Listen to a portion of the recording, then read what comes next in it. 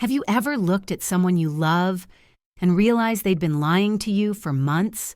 Have you ever stood in a boardroom pretending not to break while the two people who destroyed your life smiled like nothing happened?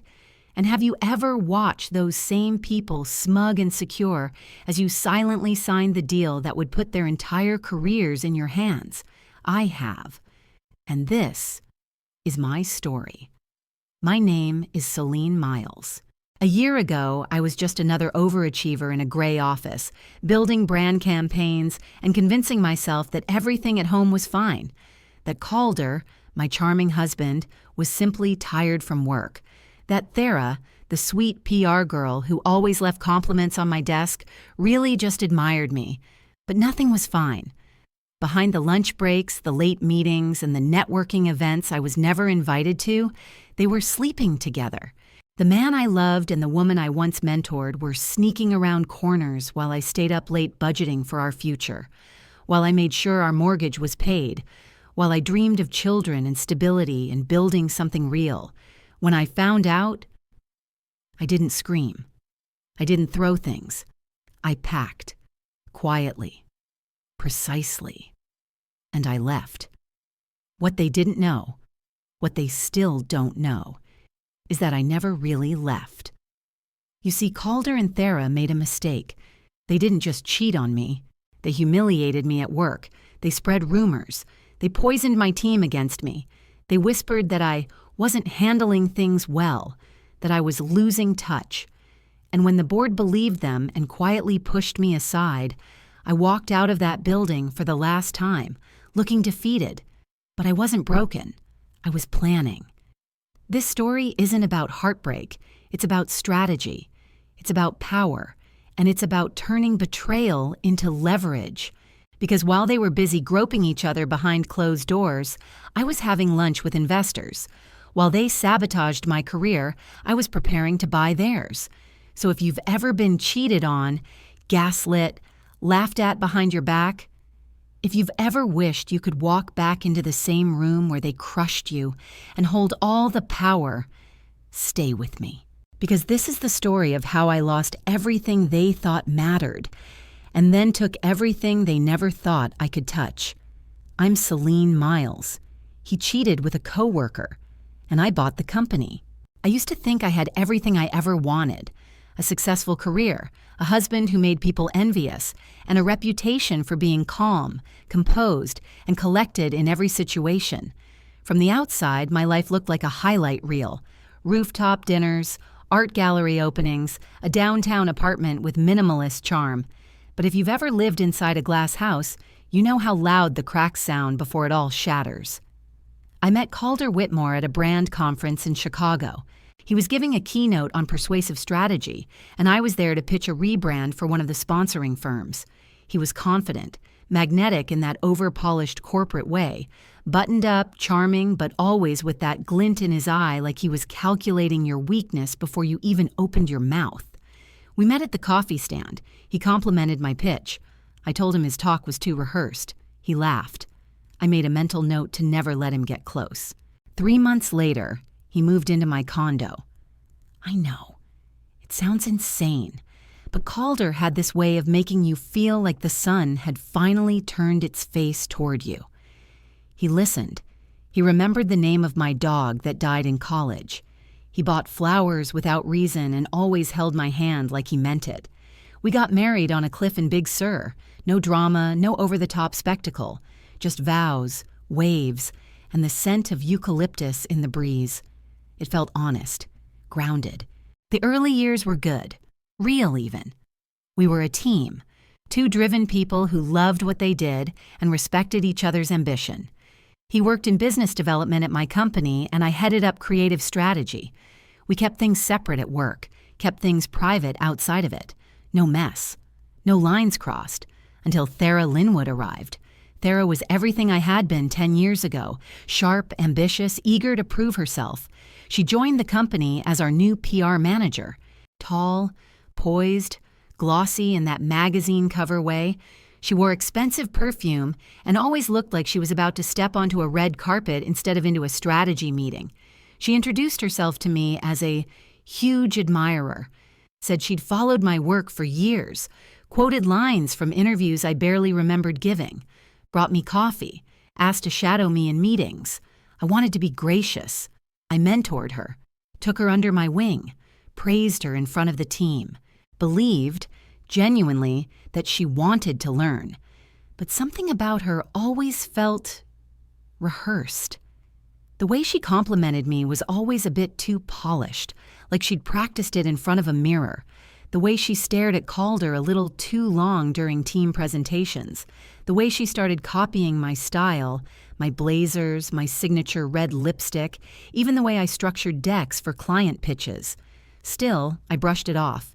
I told myself I was being paranoid, insecure, maybe even threatened by youth, which I never thought I'd be. But the unease kept building. Then came the late nights Calder started staying at the office. Last-minute client changes, he said, board approvals. Sometimes he didn't come home until 2 a.m.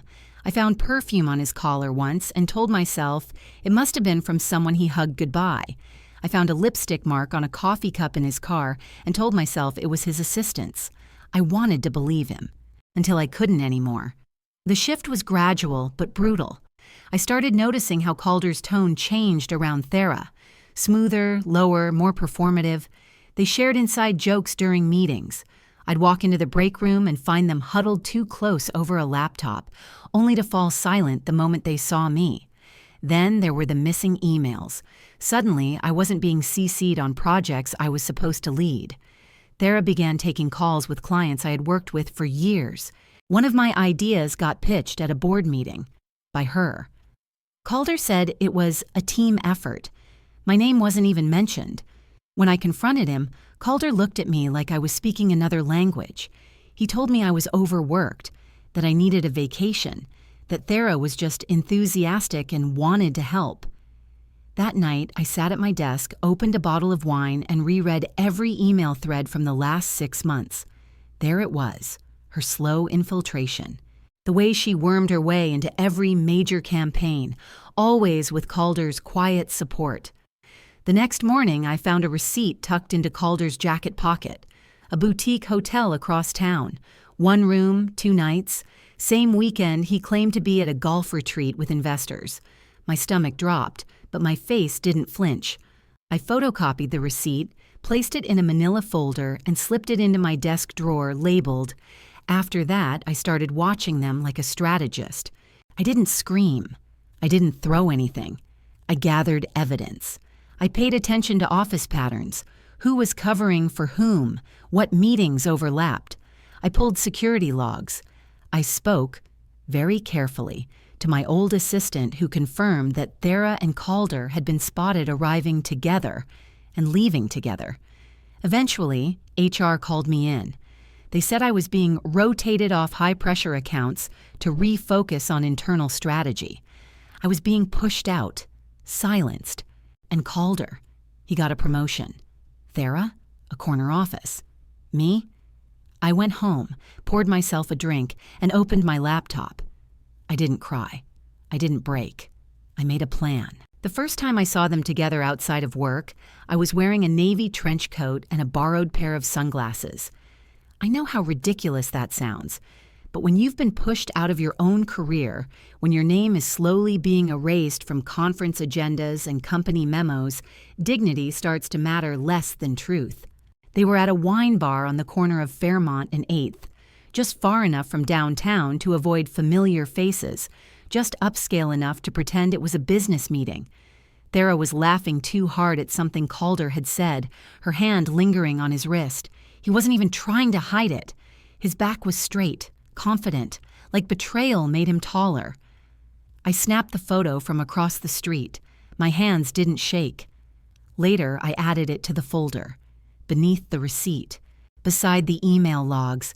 The thing about betrayal is that it doesn't kill you in one blow.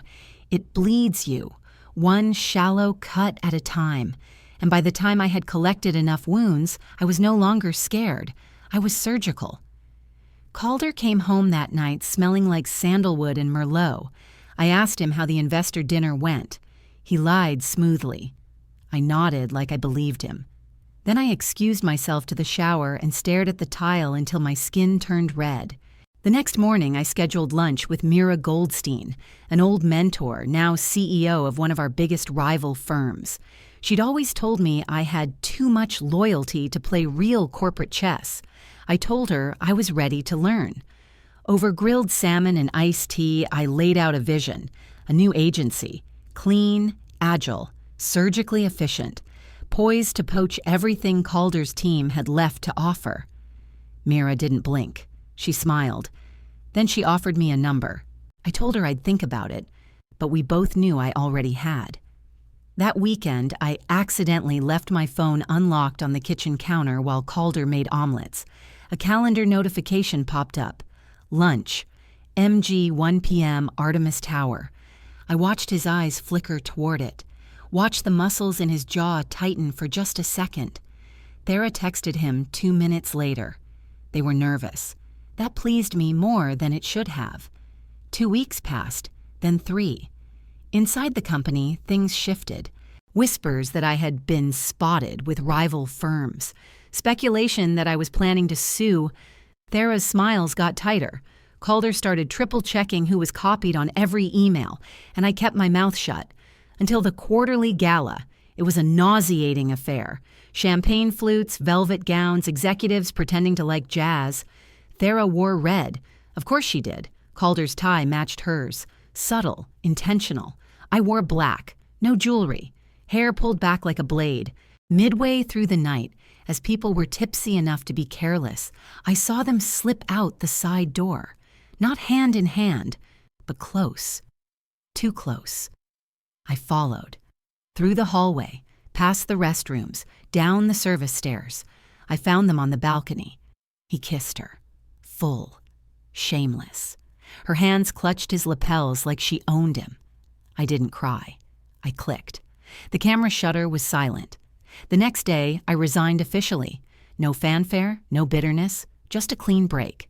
Or so it seemed. In reality, the resignation was strategic, the first of many dominoes. Behind the scenes, I'd already filed to incorporate Myles and Vale, a boutique consultancy focused on corporate reputation. Mira's team helped structure the first funding round. Within days, we had backing from 3 former clients who'd left Calder's agency after Thera started botching press campaigns. I didn't want revenge. I wanted results.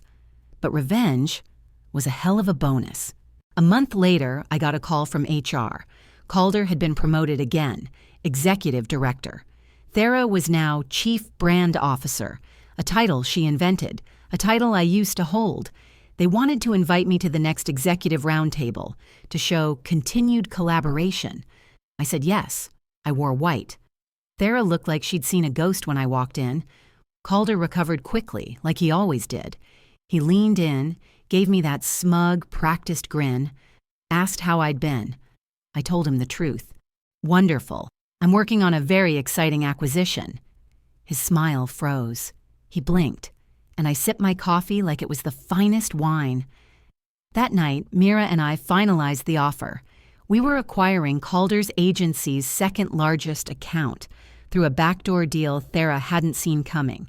3 days later, Thera leaked a memo claiming I'd violated company policy by accessing old files. She tried to paint me as unstable, erratic, vindictive. It backfired, because Calder had once sent me a love letter. From his company email, I leaked that instead. Thera was summoned by the board. Calder was asked to take leave, pending review. Their perfect little empire? Cracked. But it wasn't over. Not yet. Because they still thought I was playing checkers. They didn't realize I'd already bought the board. You don't uncover betrayal. You dig it up. One lie at a time. After the memo leak, after the boardroom whispers and the PR scramble, I knew they were vulnerable. Not just emotionally, but structurally. People inside the agency were beginning to murmur, and murmurs, in corporate culture, are the fault lines before an earthquake. I didn't need to expose them. I just needed to let them collapse. I started with Liza Chen, an executive assistant who had once worked under me. She was smart, loyal, and, most importantly, quiet. She reached out first, actually. A short email, subject line. You didn't deserve that. I invited her to coffee. She arrived early, hands wrapped around a steaming cup like she was trying to hide in it. I didn't know where your loyalties were, she whispered. They've always been with the truth, I said. She nodded, then pulled out a flash drive. Emails, calendars, photos, a damning paper trail of how Calder and Thera had funneled certain campaign funds to ghost contractors, people who, strangely, all led back to a shell LLC owned by Thera's cousin. It wasn't just infidelity, it was corporate fraud. I didn't flinch. I just said, thank you. Then I handed her a letter of recommendation with Mira's signature on it. Liza started at our new firm the following Monday. Next was Marcus Hale, tech lead. He'd always admired my strategic approach, though we hadn't spoken since my resignation. I found him outside a conference room, scrolling his phone while waiting for a meeting to end. Marcus, I said. He turned, surprised, then smiled. Solene, didn't expect to see you here. I didn't explain, just handed him a note. Inside, a single sentence. Check the version history of the Thorn presentation draft from Q3. 2 hours later, he texted me, Jesus, you were right. Thera had plagiarized most of the deck from a 2019 client proposal, changing just enough to make it seem new. The original was stored in a shared folder only senior staff had access to. Calder had approved it without reading. The next week, a client threatened to walk after discovering the similarities. Internal tensions rose. Calder blamed Thera. Thera cried. Their shiny facade was cracking fast, and I was just getting started. I hired an independent auditor, technically through Mira's holding company, to quietly request a third-party review of the agency's financials. The auditor flagged inconsistencies in expense reports, including several luxury dinners billed as vendor negotiations that lined up suspiciously with Calder and Thera's weekend getaways. It was like pulling a thread and watching the whole sweater unravel. But I wasn't careless. I knew one wrong move could paint me as vengeful or unstable, exactly what Thera tried to suggest in her memo. So I moved slowly, methodically, like a surgeon dissecting a tumor. The real gem came from an unexpected source, Lisa Ashford, Thera's former roommate. We'd met once at a company party, and I remembered her only because she had openly rolled her eyes when Thera made a speech about integrity and branding. She messaged me out of the blue. I think you'd want to see this. It was a screenshot. Thera bragging in a private group chat about sleeping her way to the top, mocking Calder's emotional dependency, and claiming she'd have full control of the agency by year's end. I asked Lisa why she sent it. Because she threw me under the bus for a campaign fail I didn't even touch, she said. And because you always treated people like humans, not stepping stones. I added the screenshot to the archive. By now, the file was over 100 pages. Documents, emails, texts, photos, testimonies, all neatly organized, cross-referenced, time-stamped. I gave it a name, Project Phoenix. Because from the ashes of their mess, I was building something better. But the investigation wasn't just about exposing them. It was also about understanding how I'd missed it, why I hadn't seen the signs, why I'd ignored the quiet distancing, the late nights, the subtle undermining of my ideas in meetings, the way Calder started suggesting we needed younger voices in creative direction, even as he praised Thera's recycled concepts. I had trusted him. That was my real mistake, and I wouldn't make it again. So I started doing background checks on everyone Mira and I planned to bring into our new firm. Every partner, every vendor, no assumptions, no blind faith. I hired a discreet fixer, yes, that's really what she called herself, who specialized in corporate due diligence. Her name was Sage. She looked like someone's favorite librarian and spoke like a prosecutor. I'll find the skeletons, she said, if you give me the closet. I gave her a list. 2 weeks later, she flagged a potential investor for tax fraud. uncovered that a branding consultant had been sued twice for data breaches, and confirmed that one of our prospective project managers was secretly still under NDA with Calder's firm. I cut all three loose without blinking. If I was going to rebuild my life, I would do it clean. And Calder was unraveling. I heard from a mutual friend, Lena, an HR director, that he'd started snapping at interns, forgetting meetings, drinking in the office. Thera, meanwhile, was still trying to claw her way back to respectability, offering webinars on authentic storytelling while dodging calls from the firm's compliance officer. They didn't know how much longer they had, but I did, because the last piece of the puzzle was already in motion. Mira and I were preparing a bid, not just for one of Calder's clients, but for the company itself. The board was tired, embarrassed, desperate for stability, and I had something Calder never would. A clean record, a plan, and receipts. Lots of them. There's a silence that only exists before impact. Right before the car hits the wall, right before the chandelier falls, right before everything changes forever. That silence sat with me in the boardroom of Vance & Hallberg, the boutique agency Calder and I helped build from scratch, the place I once called home. Today, I was just a guest, on paper. In reality, I was the storm knocking politely on the door. The chairman, Gregory Hallberg, greeted me with a polite, confused smile. "Solene, you requested this meeting with very little context." "I thought it was time to tell you a story," I said, opening my leather folder. Calder sat across from me, posture stiff, jaw tight. He hadn't made eye contact. Thera was beside him, all beige blouse and practiced poise, fingers trembling just slightly as she adjusted her pen. She didn't know what was coming, not fully, but her instincts were sharp enough to sense the shift in atmosphere. "I'll make this brief," I said, sliding a document packet to each executive in the room. They opened the files in near unison, flipping through pages of damning evidence. The ghost contractors, the plagiarized pitch decks, the falsified expense reports, all annotated, time-stamped, cross-referenced, and then came the screenshots, Thera's group chat confessionals, the dinner reservations booked under fake vendors, Calder's signatures authorizing every misstep. "Where did you get this?" Calder's voice cracked, barely above a whisper. "From the people who used to believe in you," I said. Thera's mouth opened, but no words came out. Gregory Hallberg looked from one sheet to the next, horror creeping across his face. "If even half of this is true, it's grounds for immediate dismissal and legal proceedings." I didn't respond. I didn't need to. The avalanche had already started. The board spent 25 minutes asking questions. I answered each one calmly, clinically. There was no vindictive edge to my tone, no gloating. I had come for the truth, not for blood.